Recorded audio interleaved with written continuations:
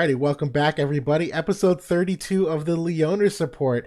Another week, here we are, well into the road to worldwide. We are essentially caught up to JP at this point, so much so that our news update is on their schedule. I know a lot of people woke up this morning, ourselves and even RNJ included, I think did a video on it, kind of thrown into the tornado of not really knowing what's coming out this week. But as far as I know, JB, it's what, Wednesday we're getting the update? And Friday it's going live. I think that's what I've heard so far. I don't know. I mean, at this point, we could get something. There could even be news dropping tonight, like simultaneous with JP. Like, who knows? It's But true. I mean, generally, how JP has done it for years now is that they have 4 updates per month. The developers kind of can change what day of the week, depending on what's going on. But what has been kind of steadfast is that 2 days before the update drops is when the news comes out. So, yeah, I mean, they did announce that there was like a live stream coming up later this week, and I assume maybe they would announce like Final Fantasy IX stuff. That seems big enough to have Hiroki come on and do the song and dance. So, I would agree with that. Yeah, it's literally any day starting to happen. I mean, I know we kind of predicted in the short term a vision card for Helena the Black Rose. I still think that's going to come to fruition. To be fair, this yeah. could be the kind of week too that maybe they do play some catch up with some of the units. I thought I heard that there might have been a leak of the Pixel remaster coming out on the 22nd. I literally don't have proof of that. I just heard that. So we'll see what happens around there. But I mean, it's long overdue for us at this point. Like, those upgrades, the longer that they wait to release them for us, the worse that they look. So, exactly. the sooner they can get to them, that's better. So, Yeah, I agree. we'll see. I agree. But regardless, in lieu of not having any news for right now, we still want to do something fun tonight. We will talk a little bit first about Black Rose Helena and our impressions. I know last week we didn't have the full details of her yet, and obviously it's a little bit different too when a new unit comes out, both to JP and Global, actually seeing them in practice if it lines up with the analysis, and we have a week under our belt now of seeing that. And the big thing, though, that we're going to get to after that is an updated tier list. It's been a month, 2 months since the last one. We've had a lot of meta defining characters come out, a lot of shifts across the tiers. There's a couple surprises, I think, that some might not be ready to see, but overall, we're pretty confident in I think what we got here. But back to Black Rose Helena, have you? I'm imagining you pulled her. Have you been using it at all or seeing her around at all? I did pull her. It was not a great day because I had to go to full pity on her. So that really, really sucked. And that's definitely going to impact what's coming in terms of what I'm going to be able to get. So, but yeah, I've got her built up. Having the triple hard quests and double barracks has really boosted how quickly I'm able to build her up. So she's already done. She's at 140, and I've been using her, and very, very solid so far. As I kind of thought initially, it's really mono light stuff going on at the moment, and pretty much everyone I've seen has mostly been using mono light. Agreed. I haven't seen a ton of experimentation otherwise, just because the cards are a little bit awkward for mixing, multiple jobs. You can do it and just rely on the unit strength alone, and maybe that can be pretty good in some cases. Like, maybe you could mix her with the Saul or the Devout class, and just because the units are so self-contained, it could probably still do pretty well. But I really like the combo with her and Addison Ray. I think it's a really, really good combo that JP doesn't have. So it's been fun to kind of experiment and do things that they can't really do because they don't have what we have. So Yep. how about you? I completely agree. She's been exceptional. I don't. I said this in my review. I don't think she's exactly the same level as Sol and Elia. Maybe just a step behind, but I think she counters them well enough that she's going to be a meta unit. I just in a different way. She's a little more self-contained than they are in terms of what they bring to the team and what they do for like the battlefield. Hers is more just some really great imperils and damage, which is totally fine. It's just different. And to that point, it works really well with Addison, where that AoE imperil, and then the sleep effects for the extra damage and the turn rotation. And you talk about Addison synergy in terms of potentially giving Helena courage so that she's got both re-raise and courage and a free heal back. She's so tanky as it is. I've seen some builds where her unit res is in the 70s and the AoE res is in like the 50s. It's off the charts how good she can get to. And I'm still trying to figure out that third light unit. I know even PST, the JP streamer, had a topic on that. And I've struggled which third unit. I think Winged Stern is probably my favorite at the moment, but I've shuffled a couple different characters in there. he just does well in terms of like vision cards, bringing another set of like AoE attacks and healing power down and a couple things. But yeah, it's pretty subjective. I haven't really tinkered outside of it though. I did a limited guild war today with her and Soul, like you mentioned, just throwing them in there. They're that good, but Mono Light's really where they're constrained to at the moment. Who's your third typically? I think my favorite combo, like going outside of light right now, has been Summer Glassy and using the Dwayne card to Yes. kind of link and get the area resist there, and then just getting the 40% aura.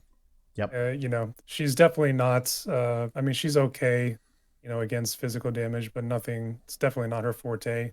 She's really much better against magic damage with the.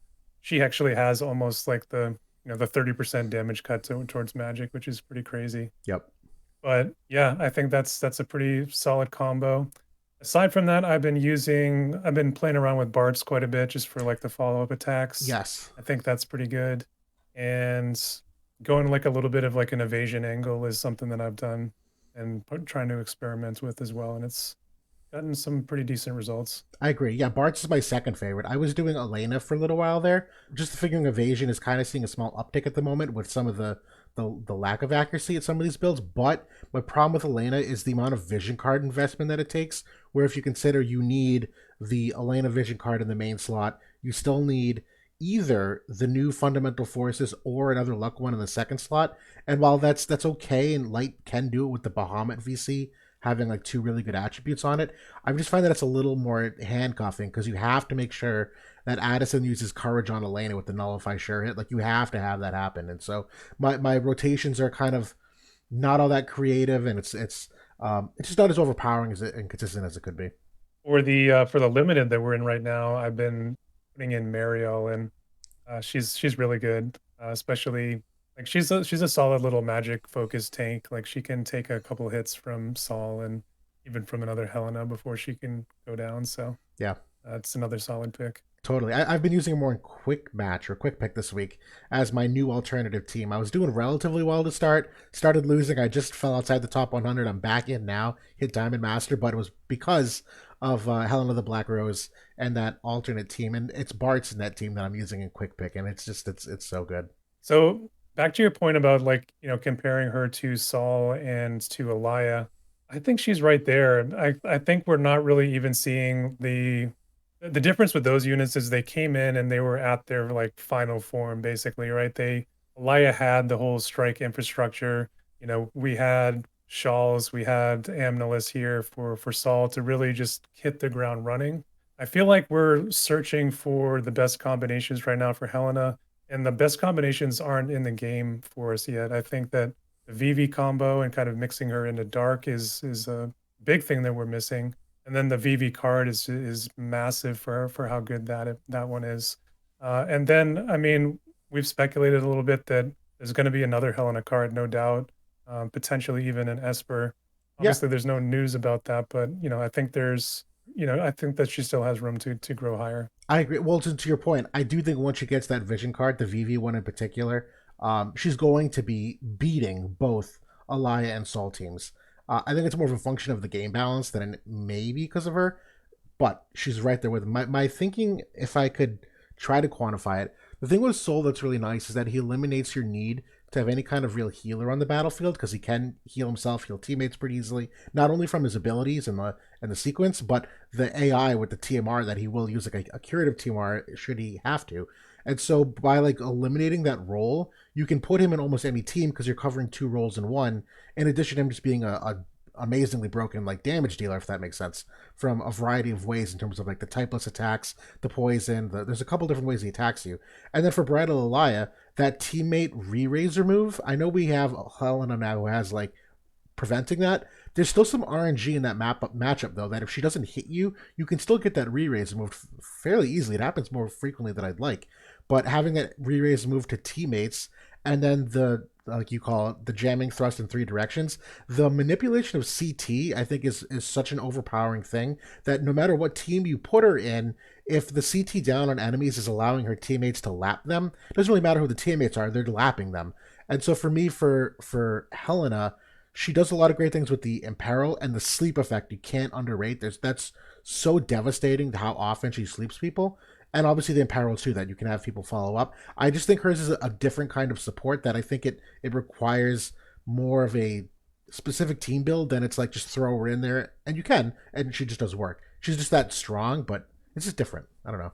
Yeah, so that's one of the reasons why I did like the Addison combo, because she gets the heal back, as part of the ability, and then also like Warrior of Lights, is a potentially another decent third, because as a tank, he really doesn't need much healing because he has it all built into his kit. So at least for now, like I think those are some of the best ways to use her. Of course, we're still experimenting, and like I said, more to come. But very impressive so far. Very fun too. Kind of diving in. This is really the first time we've had this simultaneous release with JP.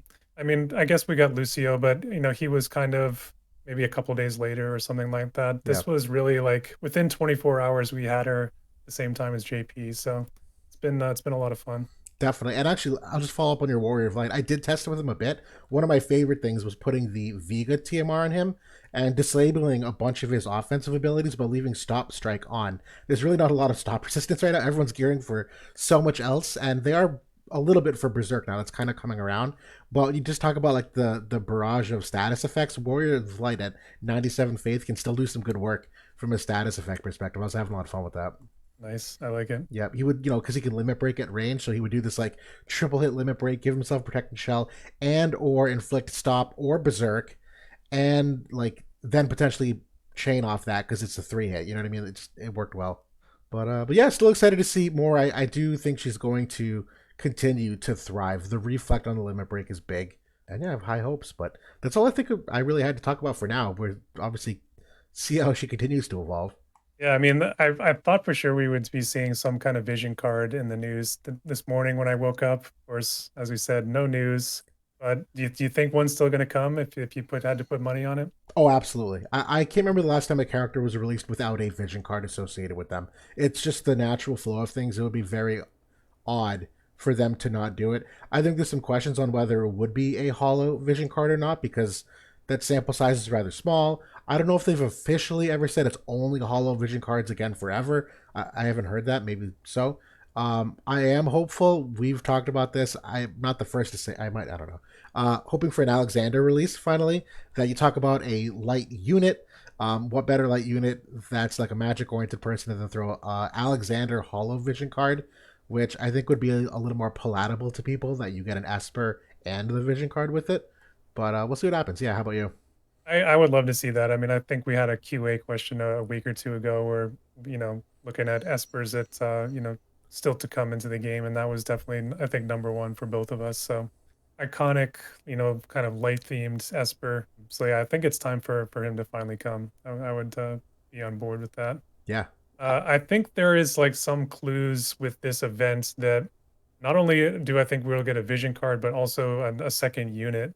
Just with how Oh. they've yeah, with how they've structured the Mog Shop, it's identical to what they did with the Bridal Alaya and Jaden shop, where all of the materials are basically doubled for what you can farm out of the shop. So I'm gonna put my money down that I think Eld is gonna be coming here in the short future. So You know what? I buy it. Keep cooking because I buy it. It's you're right. We keep talking about this impending meta defining Pierce unit, and like that lines up perfectly if it's him. So I wouldn't be surprised if the card links the two jobs together, just like they did with Jaden and Alaya as well.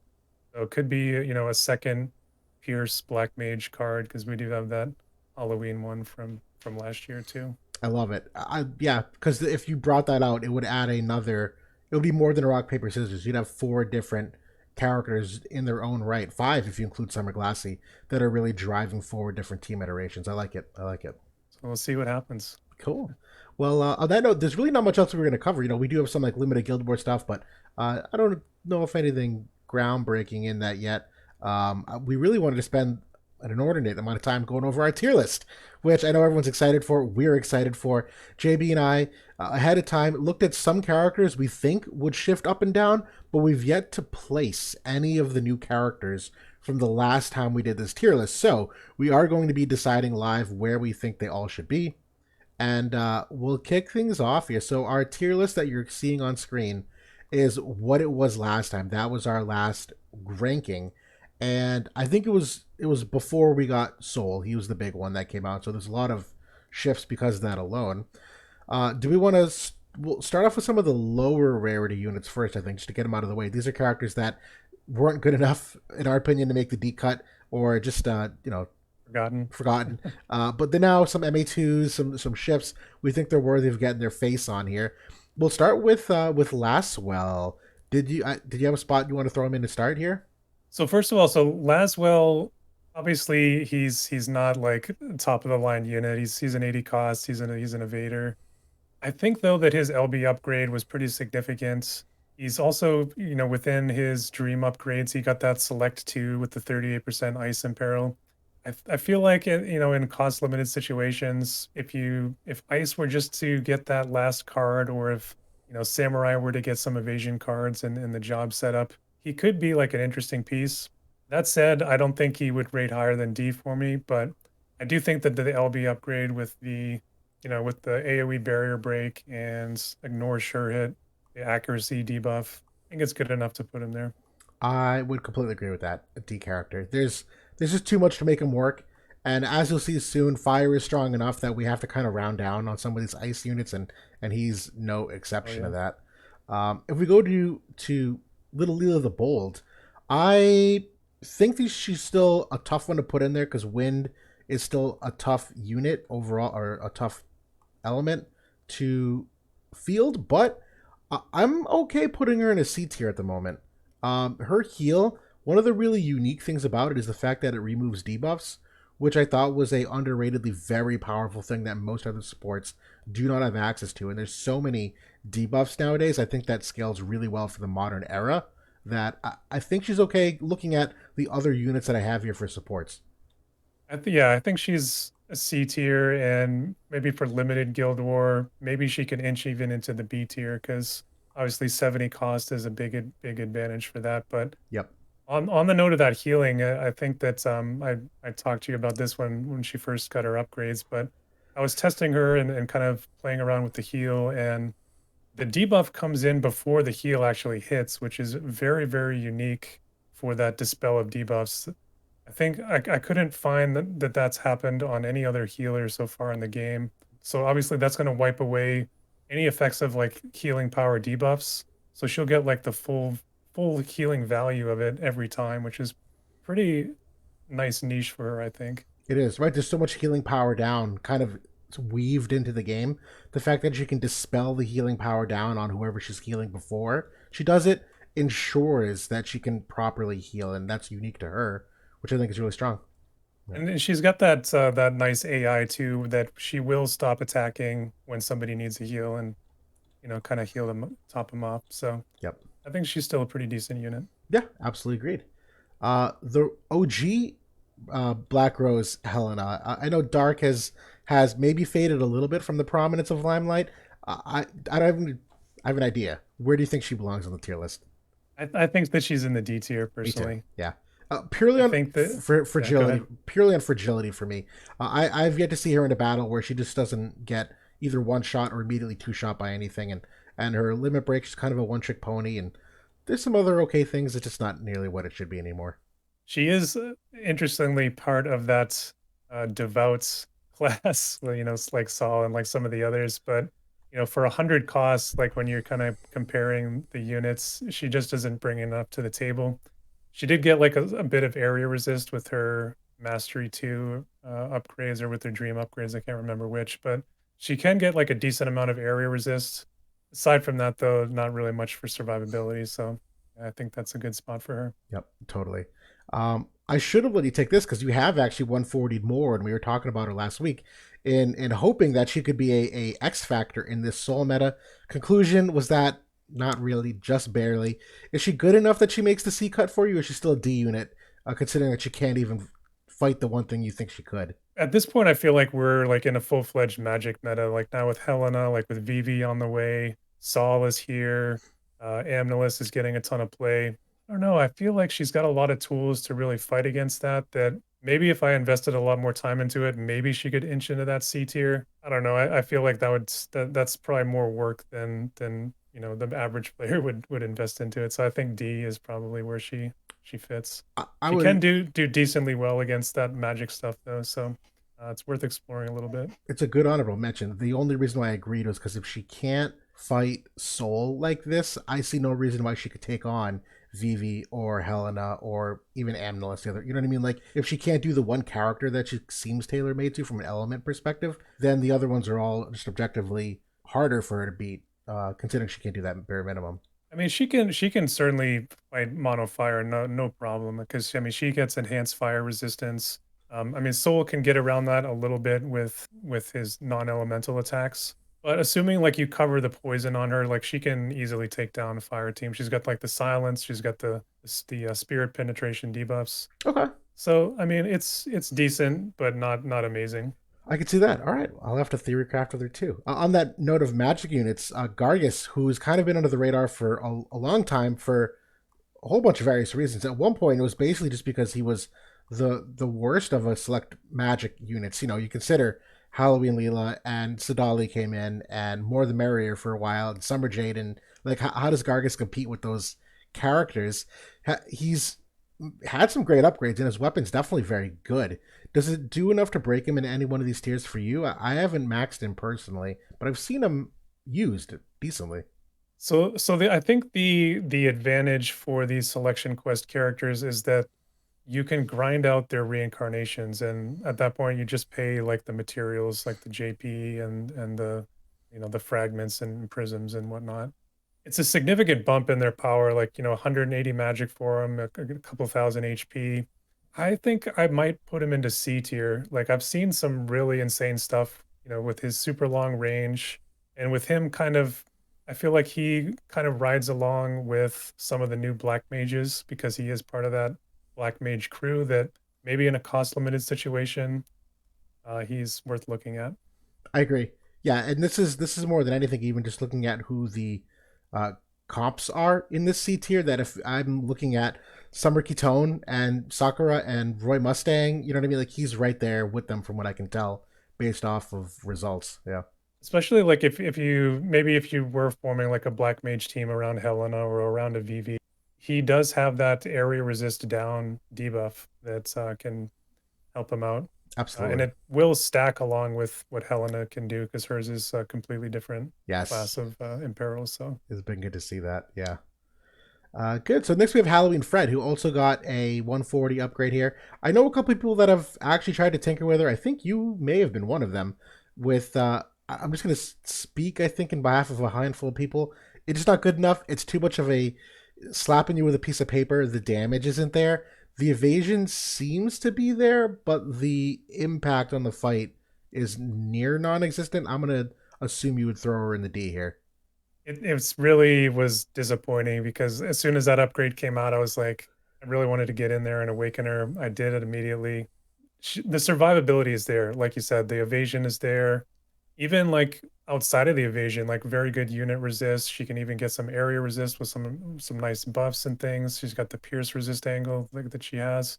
It's just the damage is so bad somehow. I really don't understand why it's so bad, but the penetrations just aren't good enough. And she's really single target based. And with all of the people not only getting more unit resist in general, but also focusing on it more in their builds, she just gets shut down very hard. I'm glad you touched on it because that's definitely it. Because right, from an Earth perspective, Earth has a ton of slash res pen cards that theoretically shouldn't be the issue. I know her defense pen is probably not up to par for what meta units are, expectedly, but I think you also brought up a good point with the single target attacks. That is definitely a big thing here. That as these metas move, that's a great way to just completely block out a certain percentage of her damage. I agree that the survivability was the big eye popping thing. Oh, nullify sure hit, all the bells and whistles, but the damage is just not nearly enough. I will say though, I'm very much still excited to see for a Pierce type meta 100% Pierce res. She can do it. She's one of the few that can. I'm still looking forward to the day that I throw that in a guild war, and that's like the you like try to like counter meta and you build a team and do something weird. We just talked about it. Luel, Yeah. Chunak. I'm waiting for the Pierce meta and throw her in there as that 100 Pierce res. I'm looking forward to it. She also doesn't have a barrier break, which is kind of like the final nail to put her into D for me. That's true. You know what? I can nowadays forgive that a little more because of I've just kind of accepted the fact that you have teammates that do that for you. If you're bringing her, you're likely bringing Bradley in some capacity, and he's got barrier break covered. You know what I mean? I used to Yeah, really yeah. penalize characters hard for that, and I still do on like an individual basis. But I've also got to accept the fact that not all characters have every single thing. They have 4 out of the 8 things, and you complement them externally. It's just tough because like Zazan doesn't have it, Katone doesn't have it, Right? and Lucio doesn't have a barrier break either. So Nope. she really would be locked into like a Bradley or something like that. So Absolutely. it does limit her. Yep. We'll keep going to the last 2 units here. Farm as one of them.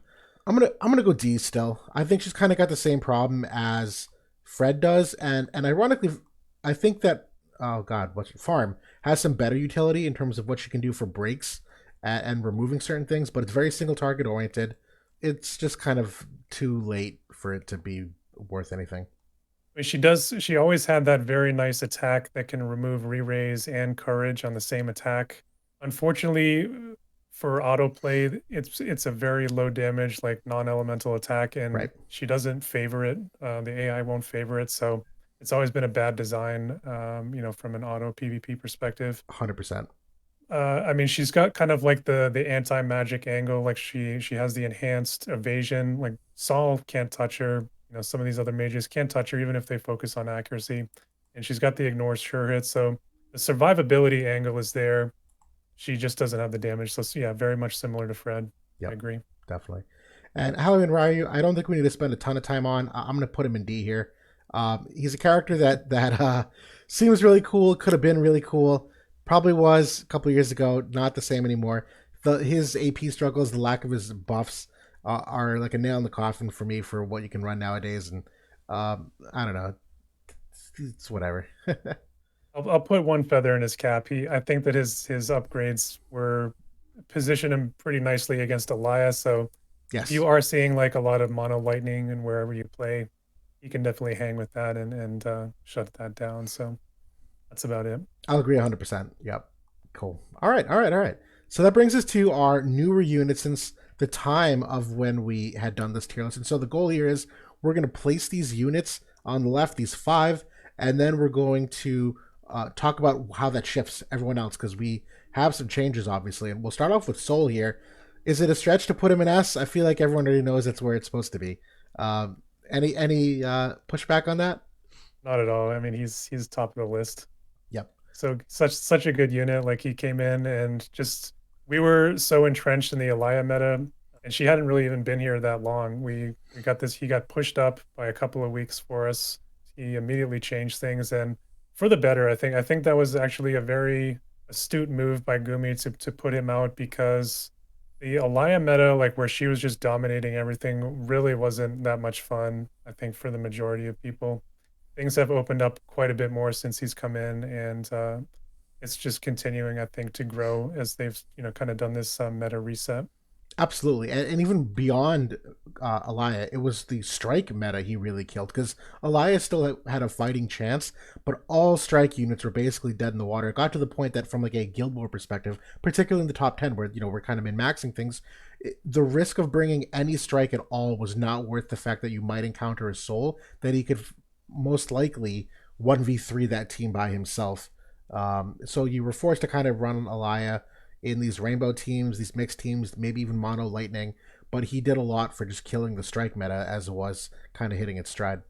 And he's completely elevated not only the fire element but also his job class of devout, which has become like a true meta powerhouse in the game. He's not only a teammate for Amnelis, but also really given her a reason to exist in the game because Yep, she completely can blow him away as well. So yeah, very, very awesome character. definitely. Well, and as I was saying earlier, that not compression, it's not the right word, but the multi-role approach, he is as tanky as some tanks. Most, to be honest, if you're considering older tanks. He has the support of an actual support. He's got the damage of like he does everything. It's very self-sufficient to throw him in at any team and just it works. The sequential abilities are really a game changer. Like I feel like Ferris, if you can use her right, like this guy, Yep. really, really cool angle for the game that you get like, two abilities for essentially one. Mhm. So I it's one of my favorite new developments for the game this year. I'm looking forward to seeing some more. Yep, same. I'm actually glad you brought that up. That's one of the slight things that I docked Helena for was the lack of some of those sequential abilities where, or aura abilities. I think we mentioned that last week in the podcast. The fact that she didn't come with one of those seemed kind of odd, given that a lot of the trendsetters have some of that. Not everyone, but enough. Um, She just has the one on her limit burst, right. which is it's a very powerful one, but you can only use it the one time. Yep. And it, Whereas Saul has much more like multi-rounds like potential in that he has four uses of his pyre ability. absolutely. Well, to the point of the limit break, there's been multiple times where she opens the fight with it, so she'll heal herself. She's already at full, or she'll use it mid fight, and teammates aren't in that aura, so they don't get the healing. So again, it's kind of that RNG factor. Like it's really amazing on paper, but there are times where it happens, and you're like, "Ugh, like now, really, like you couldn't have waited a turn. Yeah. Well, we'll keep moving here because I do want to talk about the shifts. I think that's the most interesting part of this. Halloween Lucio coming into the game here. This is kind of short sighted. I almost want to put him S tier at the moment, but he's at minimum A for me. But I look at some of the A units here, and I've seen way more success with Lucio than I have seen on some of my A units here. I think S might be strong, but considering Dialdo and Bradley are there, I think Lucio is part of the reason why they're there. I'll say that. I think if you can get the ignore sure hit onto him, he could potentially go into S, but with it, I just can't put him above Yuffie, I think, right now. Because she has that built in. I don't know. I feel like he's like top of A or close to it for me. I'll give you that. I don't have a strong feeling. I just know that for all the mono Earth teams I've seen, he's in it, and he's one of the reasons why it works. And he works well against like characters like Soul with the healing, the amount of healing power down that he has. Characters like Glassy with that heal back. I know characters that are protect heavy. Bradley does not have protect, so he comes in there and is able to remove that as well. I agree with you on the nullify sure it being something that he's missing. I think it's going to hurt him in the long run, but in the short run, I don't see him getting hit by many guaranteed hits. So I don't think the top meta characters have as many guaranteed hits as in the past. And so I've seen him live a little bit longer, and you can get creative with like the Maximilian armor or some of the other bulk you can give to him. That it's ended up working. Yeah, An incredible 70 costs. Like the fact that he can hang with like look at all the units next to him. The majority of them are 100 cost units. It's a lot of recent units among them. So yeah, it's saying a lot to for him to even be an A. yep. I agree with that. I'll circle back on him later. I'm happily keeping him an A. For Gernsback now, do you have a grade you want to start at him for, or start him at for? I would start him like bottom of B.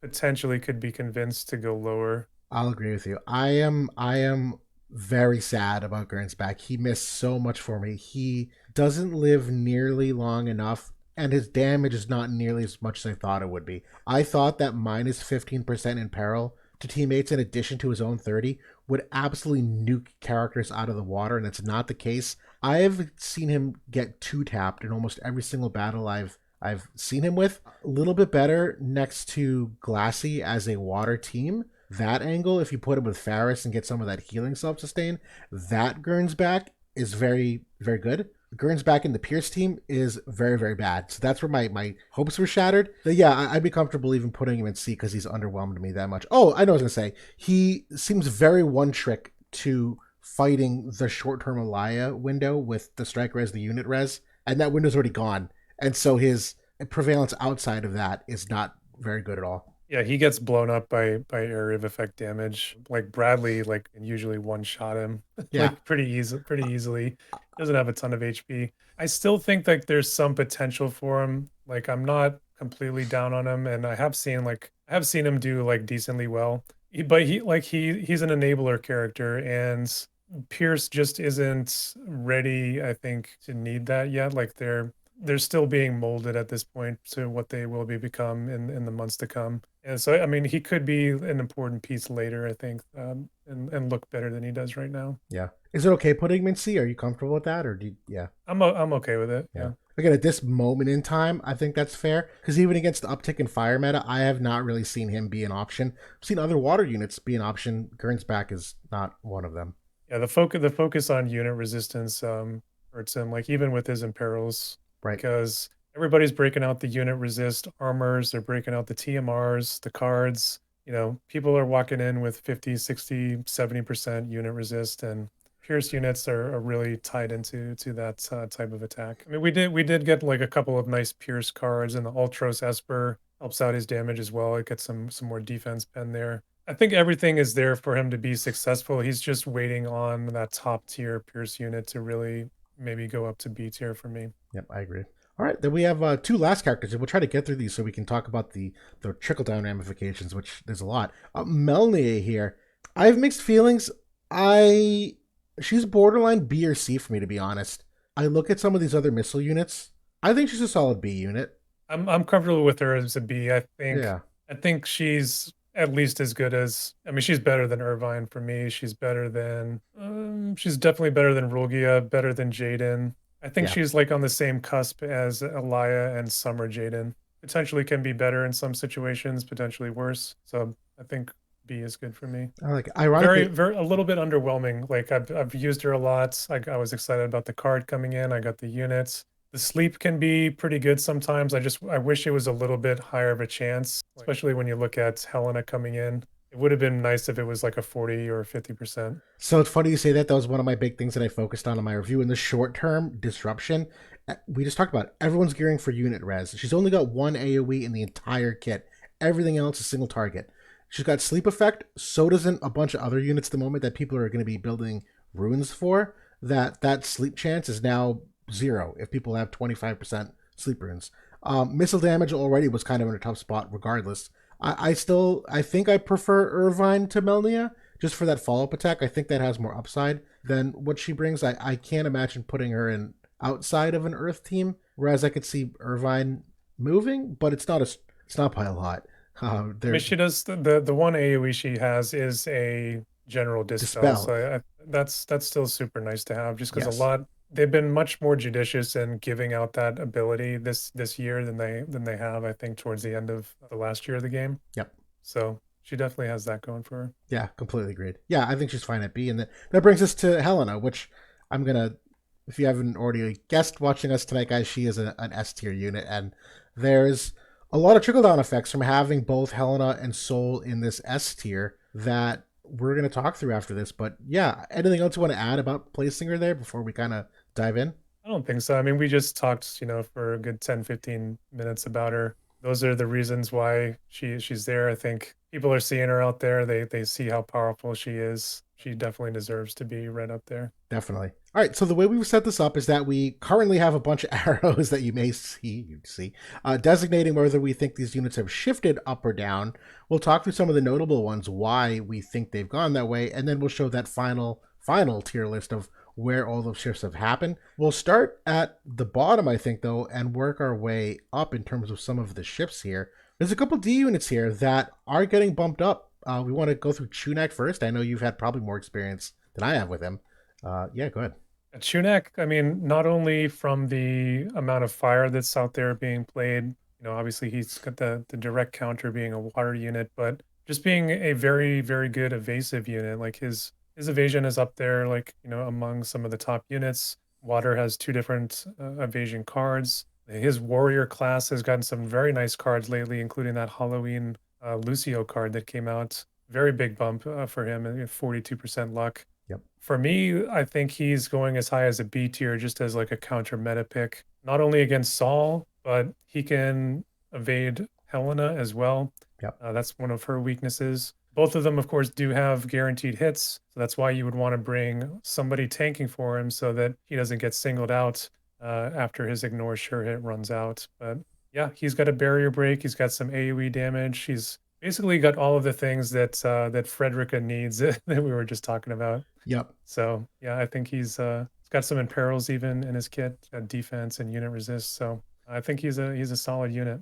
I agree completely with that. And just on the D tier in terms of who else is kind of moving up here, we kind of did a rising tides, raises all boats, that a lot of these light units are benefiting from Helena, that Characters like Marjorie and Summer Kilfay likely going up maybe just a smidge here into a tier. Again, these C tier units, it's not saying they're amazing. It's just they're still a tier below and probably not feasible in the majority of instances. But when you have a meta defining character you can pair some of these characters with, there's been some good trickle down effects. I know Miraga is one of them as well, just with Earth not having a lot of wind counterplay at the moment, and Earth just being strong enough as it is. I know the notable units going down here before we talk about our C tier units going up. We wanted to put in both Noctis and Joker here, where these are two units that have not gotten the 140 upgrades. We thought Noctis would have it by now with the Pixel Remaster. We were kind of rounding up. He just falls out of the equation, and Joker kind of the same idea that he's just a unit of the past. He's got no business hanging out with these units that have been continuously updated. And that's really all our drops out of C. Did you want to talk about anyone here going up in C? I'll mention Celis because we were just kind of talking about that and deliberating that one a little bit. Her glory days aren't coming back, despite us going into a magic meta. One good point that you brought up is that there is a lot of select magic where that can get around her runic ability. However, I do think that she is a little bit better against the Helenas and Vivis of the world because they're not focused on the select magic. They're more about the big bomb AoEs.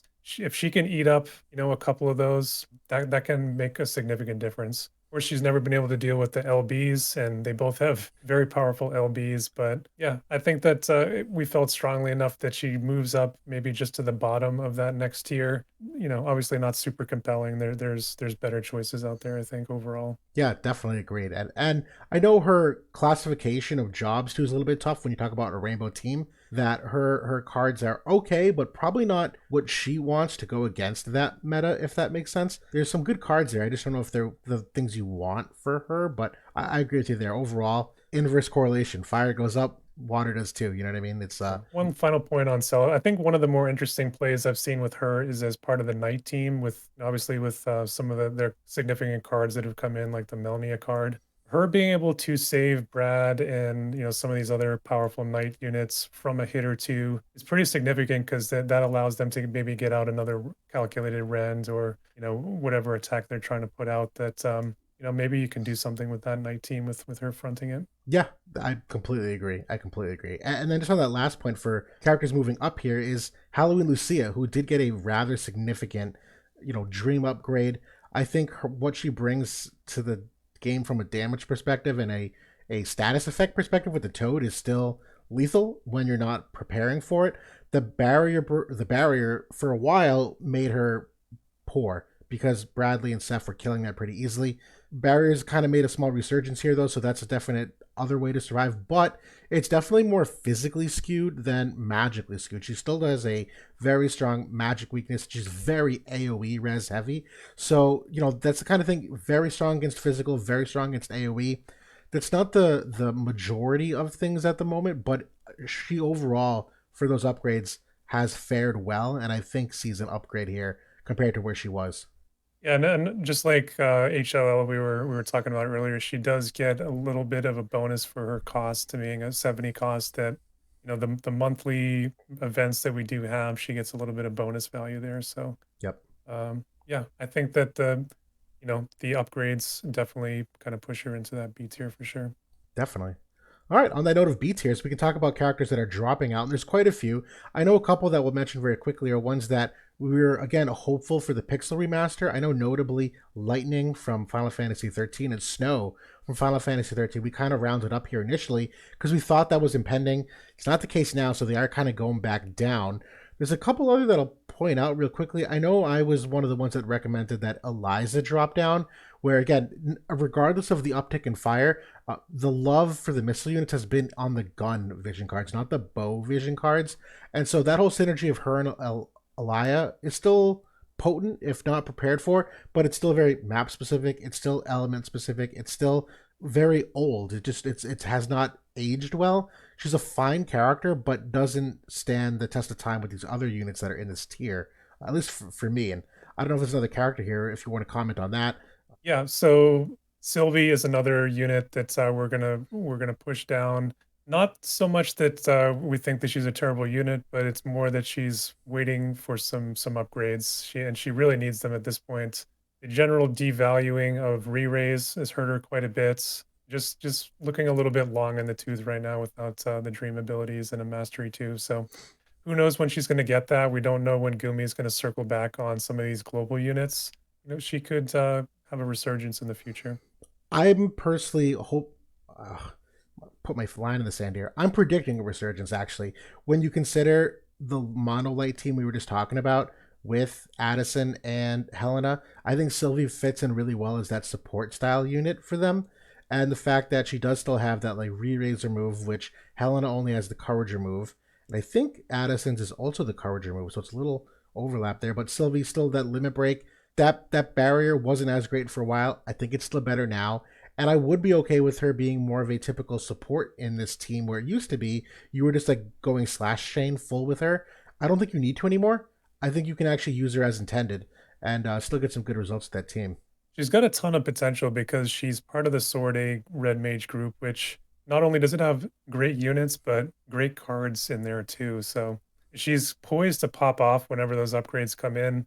It's just a matter of when. Definitely. Well, we'll talk about a couple other units that are trending down here. I know I'll point out Engelbert, and it's maybe not a big surprise for many. The uptick in Magic meta makes him a very tough character to field. He was exceptional in the Strike meta. He's got some great Strike res, and you can get in with some decent impenetrable resistances, but it's really more AOE based, not unit based. And so overall, he just kind of takes a fall here. He's not nearly as tanky as he considering what the field has. Another one that we were going to push down was Luel as well. She was very much like a short term like solution, like a band aid. Where when Elia first came into the game, and I mean you can still use her this way, just like we said with Ryu for those mono lightning teams, exceptional. She can really shut those things down. As those teams have started fading away, her kind of bonus, I would say, of using her is starting to fade away too. So she's going down to C for me. Yep. And the last one that I think we could talk about, I know CTA has a whole set of reasons why she might be dropping down. She's always been a tough sell, though. I think Rulgi in particular I want to bring up, though, because you have a character like Melnia, apples to apples, she's just way better than him. He's got this niche of like being very anti-evade. She is too, quite honestly. So his big utility of that AoE having the evasion down. He's got that AoE regen. Well, she has the AoE protect. There's enough things that are similar that she just ends up doing everything else better that I can't, in good conscience, keep him in that B tier. Yeah, he's hoping for like a really nice MA2. That should be coming anytime soon. So we'll see what happens with him. Yeah. On the topic of characters going up, is there anyone here you want to talk about in terms of who's going up for you? I want to talk a little bit about Rain because I mean, 80 cost unit. He is year one unit. It's really culminated with a lot of impressive upgrades that have kind of built up for him over time with the Dream upgrade and with the Mastery 2 upgrade. That finally all the pieces are there for like an incredible team with Shawls and with Soul. That not only do they have great card synergy with some of the new job cards that have come out, but also just him being exceptional against Magic and Saul kind of fixing some of his weaknesses with some of the buffs and obviously Shawls is all about increasing the survivability there. So gives him courage and protect and all these kind of things. So yeah, I think he's finally bumping up to the A tier here. He's been an incredible tank recently. Totally agreed on that. I'll piggyback on, or I'll go a different route here with in terms of one of the up angles. It's Renan, who has seen an uptick for a couple reasons. It is most correlated though with a character like Summer Glaciella, who being a water element unit, her big thing is the physical damage aura, where Renan can really just kind of get by that whole upside of hers. He's also got the courage removal too, which she doesn't rely on courage. That is a big piece of her survivability, though, is to have that extra turn and some of the heal back and whatnot. And really, her utility is also like the AoE defense pen down, and Renan doesn't care about that. And he does still act as a character that has a self barrier. So you talk about survivability, that has aged well for him. And I know typically he does get used as a potential devout heal with that insta heal. That it's not perfect, but there are a couple characters where it works really well. And I know for him, I've seen a couple teams where he ends up fulfilling that role, and he's tankier than ever. He's on that full metal card as well, which is the 2-in-1, unit res and agility. So there's been a lot of things that have aged well for him that I've seen him used to counterplay a lot of the water that we've seen upticking. Yeah, I mean, and also maybe even to protect Saul a little bit from getting countered with water. You can mix him into that devout team instead of Rain, or I've seen that done quite a few times. Basically, anybody in devout at this point is has really received an uptick, and that's kind of the trickle down effects there that we were talking with Saul, kind of coming in and upgrading the group overall. So I've seen some nice usage of him recently. Good point. And on that note, I was going to say Amnelis too. That you see Amnelis coming out in these soul teams, and Renan functions really well in taking her out a lot earlier too. But to your point, yeah, I think it was Quistis in our guild that brought up the first Renan, Soul, and Shal's team that kind of cracked the code initially, and it's slowing down now, but still there. Did you want to talk about another up arrow here before we keep moving on? I know we have a couple notable ones here. I think.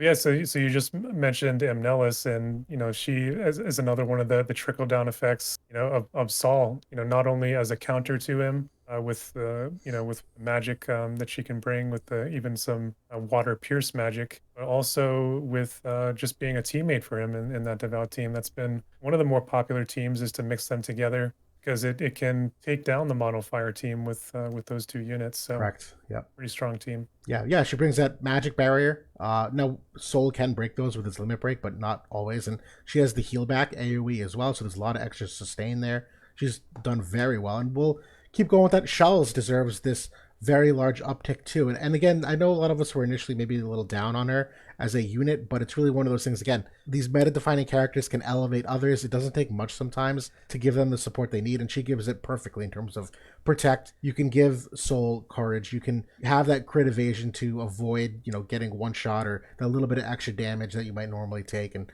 the full life that she brings is very good. It's not full life, but you know what I mean. It's the yeah, it's that. It's full life. Yeah, we haven't seen that in a while. There hasn't been many. I think Sylvie was like the last one where you saw like a dedicated full life character, and we've seen so many times like you finally kill the soul, and then she just full life them. You have to do it all over. It's like raid boss status. You know what I mean?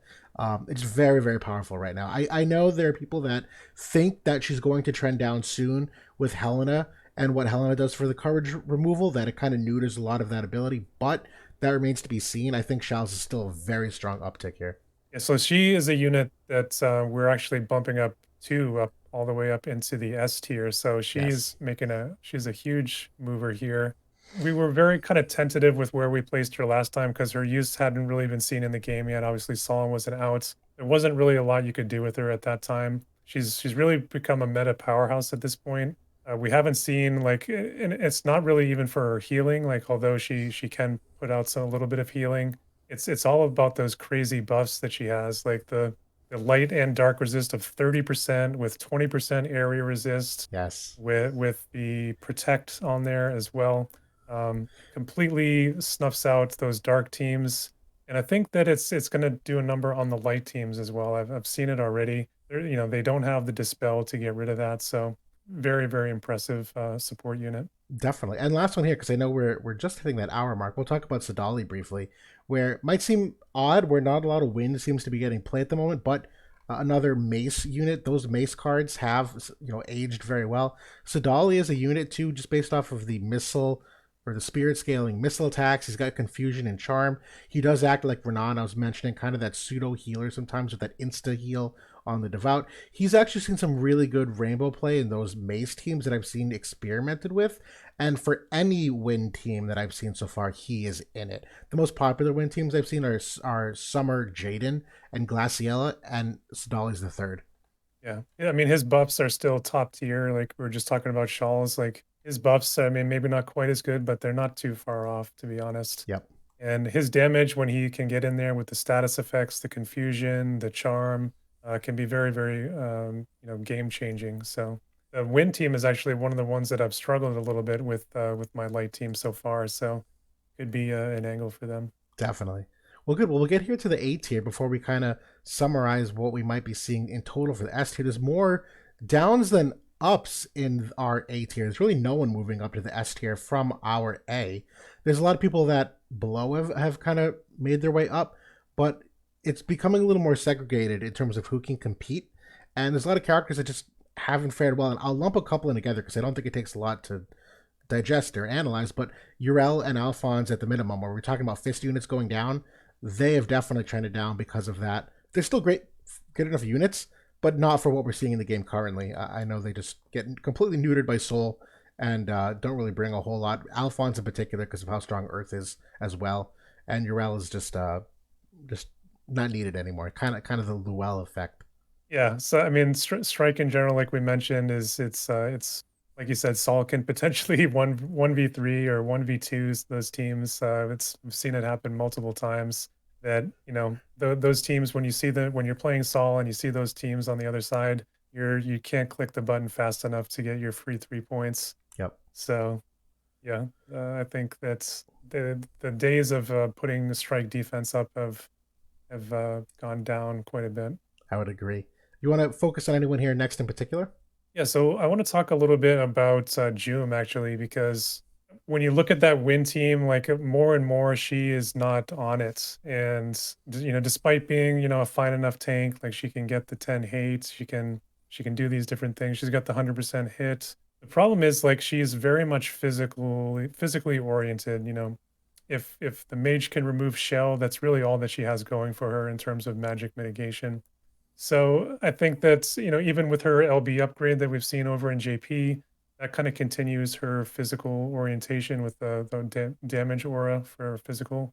Whenever I've seen her, she kind of gets blown away by these new mages, like by Saul and Helena in particular. So I think that because of that, she has to move down. I agree. And the only thing I'll add in all my stat analyses that I do when I look at effective HP in terms of like what a health pool is, what their resists are potentially, Jum is at the very bottom of like what all the tanks have for effective HP. So regardless of even this meta, she was always kind of hanging by a thread recently in terms of survivability, where she just does not have a lot of those other tools or the multi tools that some of these tanks have in terms of like a counter ability that reduces damage. And then there's a limit break. Now hers does too, but like it's not the same as them in terms of impact, from what I can tell. But yeah, I agree with her going down. A lot of protector move too.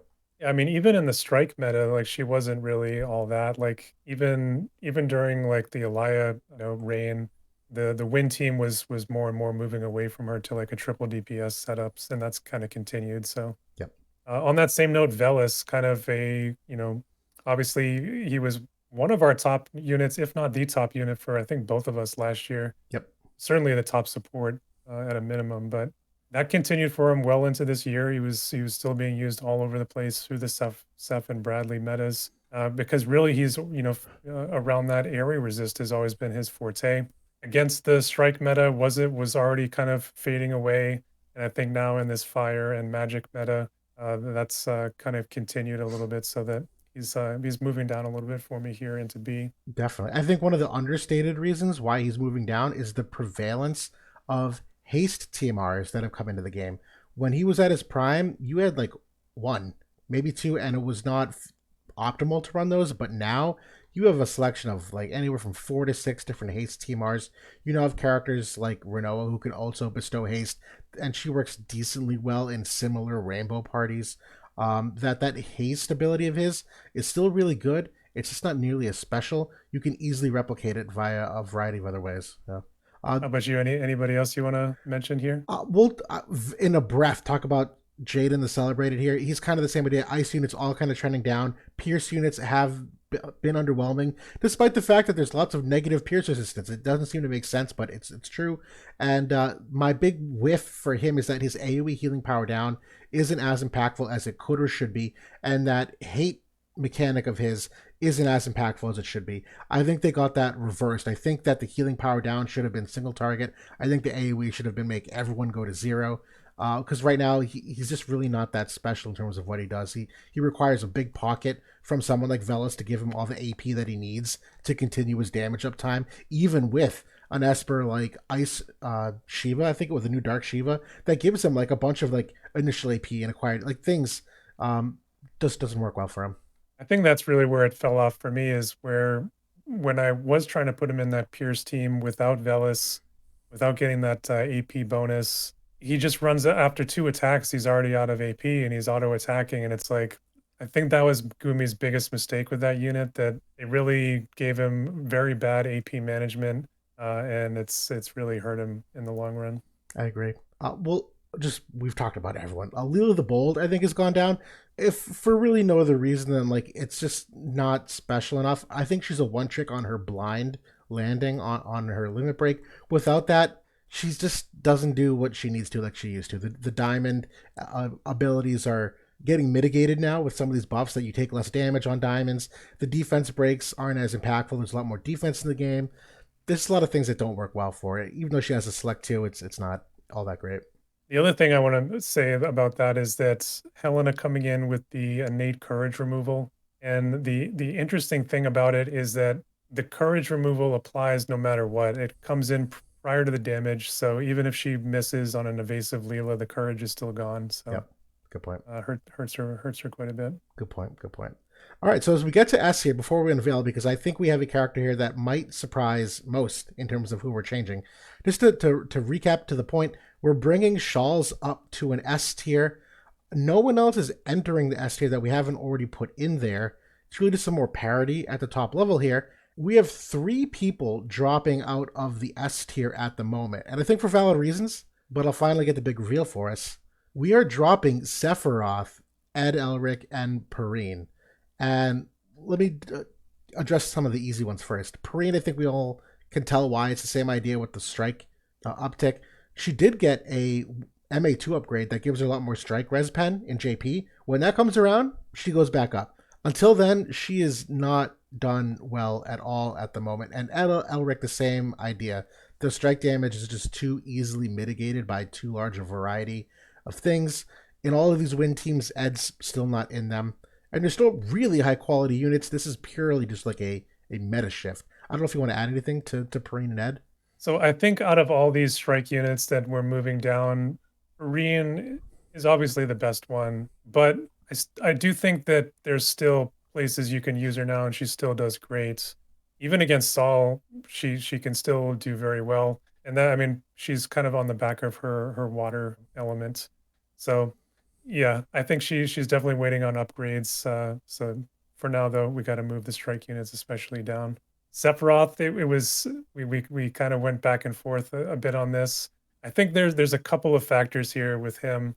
The first kind of dent in the armor was Summer Glassy coming in and some of these aura effects. King Mont's got one as well, where that's cutting into his damage. Ferris and some of these, big AoE resist monsters, Rain as well, getting up, 80, 90% area resistance, completely shuts him down.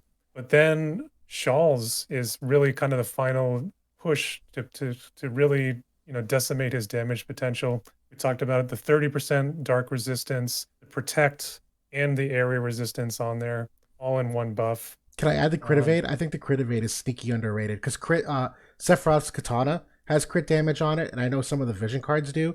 His ability, and particularly because a lot of people reincarnated him, that you get the crit rate on that reincarnation with the dexterity as well. Her ability to throw in that much crit evasion is, in addition to everything you just mentioned, further decreases in his potential damage. Yeah, so I mean, for those reasons, like he's going to be probably top of that A list. He's not far off, but his damage and him being a one-man army, those days are kind of behind him at this point.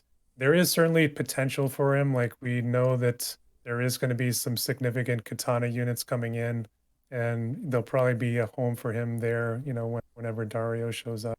No, definitely. Yeah, he still has a barrier and the AP restore, so he can be relatively good functioning on his own. I've noticed a couple times that his all element res that he has is not as impactful as it once was. I think you can make the same argument with Jaden the Celebrated, who has something similar with all that element res. There's enough typeless attacks coming into the game at the moment that just completely bypass all of that element res that it's not nearly the survivability factor that it was 6 to 7 months ago. I think you're seeing the decrease in evade units also hurting Sephiroth, where that was a big thing for him with 2 different guaranteed hits between his limit break and what he had on his 120. And then just the Dark team in general. Raph is still a stellar tank. Dark Fina has shown her age just ever so slightly. And after that, Dark is kind of whatever. Leela the Bold was okay for a while. Ruin Stern is still a decent character, but I think that Dark team is a lot harder to field. And Sephiroth, you just don't see him in as many rainbow teams as you do some of these other units.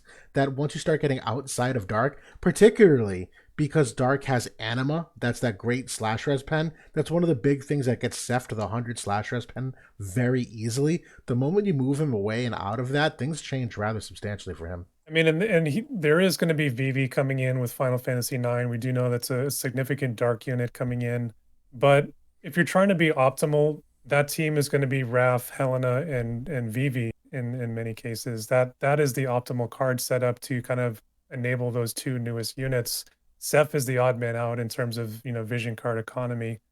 You can obviously you can play mono dark, and I'm sure it would be good. It would be fine, but it's not going to be it's not going to be the top team that's being played out there by any means. No, definitely, definitely. Just recapping some of our shuffling, the S tier is becoming a little more selective in terms of who should be there. I think the characters that are there deserve to be there for their various reasons. I do envision a couple others in this A tier not being far off from jumping back up. Metas shift on a dime. Could be a simple vision card is all it takes. I know our B tier and C tier is becoming a little more large, but I think that's just because you're seeing the parity in how good some of these units are and how much they distance themselves from the units below them. Now that you have the visual, anything else you want to talk about here for the way these characters fell, I or don't think so. characters we haven't talked about? We only talked about the ups and downs. If there's any characters you want to mention, How about, I mean, we can talk about maybe a couple characters holding their grounds, and I'm gonna talk maybe Flagbearer Glaciella holding on to the A spots. Definitely one of my favorite units from last year. She was probably, the best unit from last year, certainly from a DPS role. I think that pretty much any win team that you have out there, she's going to be on that. I know that a lot of people in this reincarnation festival were happy to put some resources and scrolls into her. And she's still a very powerful unit.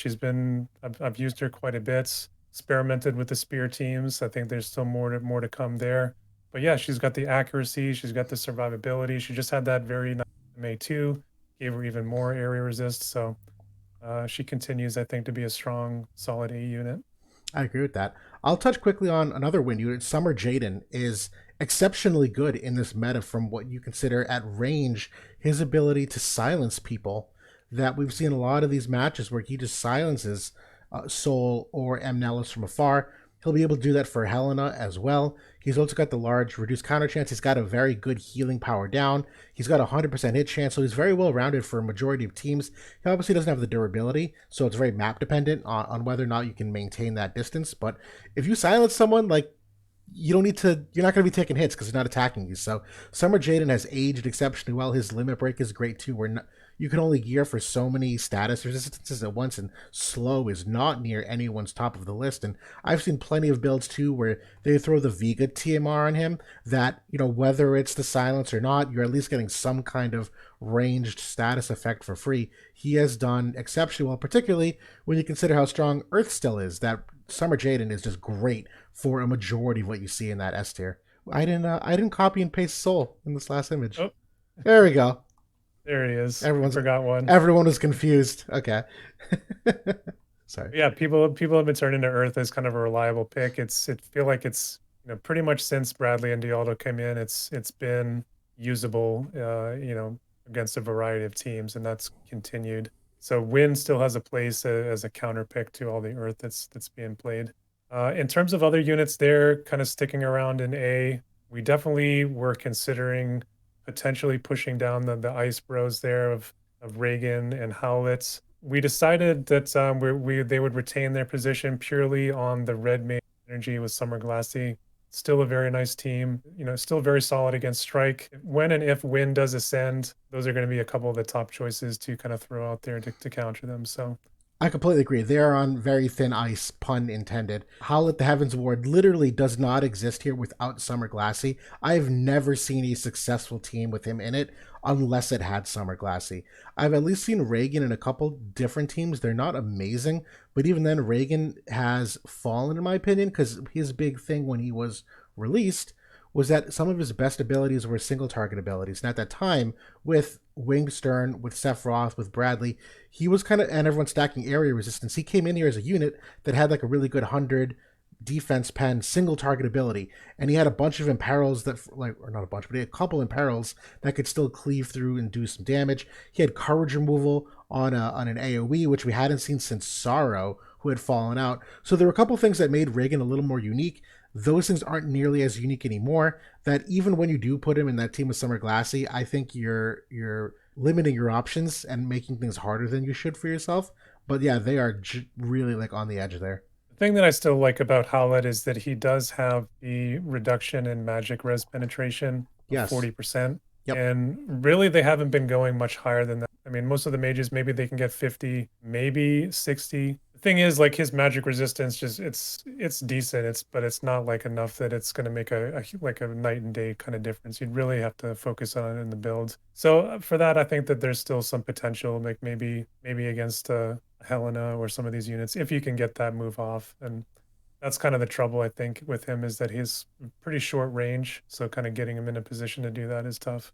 Yep. Totally agreed. I think that's really all I wanted to cover in A. I know we kept Kefka here, kind of the same idea. He pairs very well with Soul. I don't know if there's a ton extra to talk about here. Yuffie, kind of the same idea.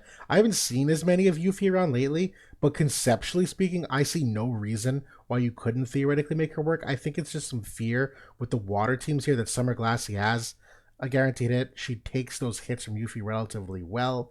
That I've seen Yuffie not fare as well as some of the other units, but still worthy of staying in that tier. I've seen some interesting teams there, and there's one guild in particular that's really focusing on it, but they do the Soul Shawls and Yuffie team, and Yuffie getting the courage and obviously ignoring the sure hits. If she does take a hit and goes to courage, Saul heals her up a bit. It's not my favorite team in the world, but I think it's actually maybe a little bit underrated. I could see that. Absolutely so. I think that's really all I that stuck out to me from our B, C, D tiers as well. I think it's interesting to see some characters here that you may not have expected. But again, this is kind of where we are right now with the new bar of heroes coming in. Anyone else here stick out to you that you want to give an honorable mention to? I don't think so. I mean, I think that we covered a pretty good slate here. Definitely let us know in the comments. I'm sure that people like to kind of throw in their favorites and kind of plead their case. So if you think that we were way off base, definitely let us hear about it. But I think that we're if we are off on some of these, I don't think it's by very much here. No, right. The goal is always that you're within one tier away. You're never two tiers away. And I think we nailed that. I think the only others we were deliberating on, screw, we'll talk about it, which in 1 minute, was Grifford for the idea of ice, where he's not faring well, but he's faring better than I think you would think. I've been using him. I just did a video on him today in Limited Guild where he's still a fine character, particularly for that 70 cost designation that gets him that bump up. And I know Resol was one who we were considered dropping as well. She just hasn't like not seen the light of day. I have tested her a little. There's nothing that she brings that I can't get anywhere else, but with Zidane coming in like a week or two, we are considering the upside of not only the wind synergy, but the dagger synergy, what that might bring. So not worth bumping her into this tier of DPS in the C tier where these DPS have like some very big holes. She doesn't have holes, just not great. I don't know if that makes sense. The other thing is that JP just got an upgrade on her dagger, which brought it from an 8 area resist up to 15 area resist, which pretty nice upgrade. It's a, unique dagger that she and only a couple other classes can use. Yeah. But obviously that hollow vision card that comes with Zidane it's a very nice card for the dagger group. They both are wins.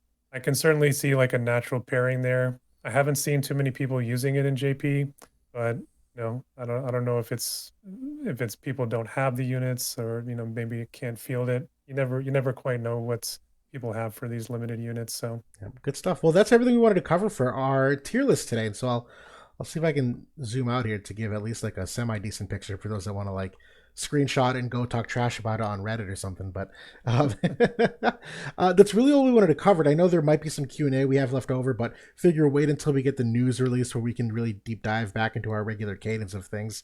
This was well overdue to hop back into. I'm glad we were able to update it. Anything else you want to talk about? Yeah, I mean, I kind of wanted to maybe do this like on a once a month kind of deal. So maybe once every 5-6 weeks. So hopefully we can keep that up, and we'll see where 2024 takes us because we're almost there. Yep, definitely. So good. All right. Well, thanks for watching in the meantime, everybody. Hopefully the news comes out soon and we have some interesting things to look forward to with, who knows, Black Friday deals and whatever other copium we have for stuff coming out. But Back F. yeah, Bring yeah, it. anything. But yeah, that's it for now. Thanks for watching, everybody. JB, always a pleasure. We'll talk soon, I'm sure. All right. Have a good night. Have a good night. See you guys.